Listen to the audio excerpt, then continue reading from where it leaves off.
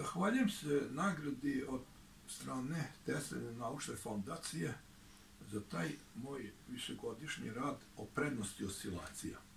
Naime, ja se time dugo bavim i to nije teorija, vrlo lako proverljivo. Znači, bilo ko želi proveriti da li su oscilacije efikasnije, samo treba da donese neki rotacioni uređaj pa da uporedimo.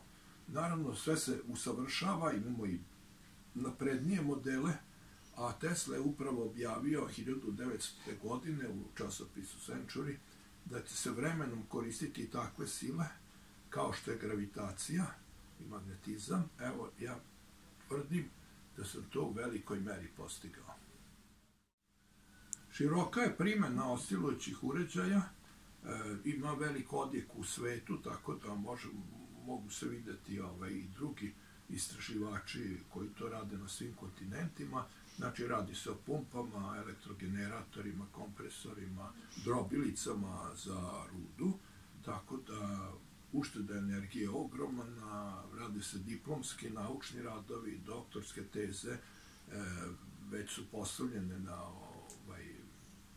model, tako da se zahvaljujem velikom odjeku, no ima i oni koji su manje pošteni, te može da se dogodi ono što se Tesli dogodilo, da drugi ga pokradu, jednostavno njegove izume su mnogi iskoristili i zaboravili su da pomenu izvorno, odnosno nisu bili korektni, jednostavno su se snašli na jedan dosta drzak način i Tesla je bio pokraden i mnogi su dobili Nobelove nagrade na bazi Teslinih izuma. Sad ovo nam se isto može ponoviti, istorija se može ponavljati od strane onih koji su manje pošteni, a ako su moćni, mogu takođe koristiti oscilacije, a da zaborave izvornog autora.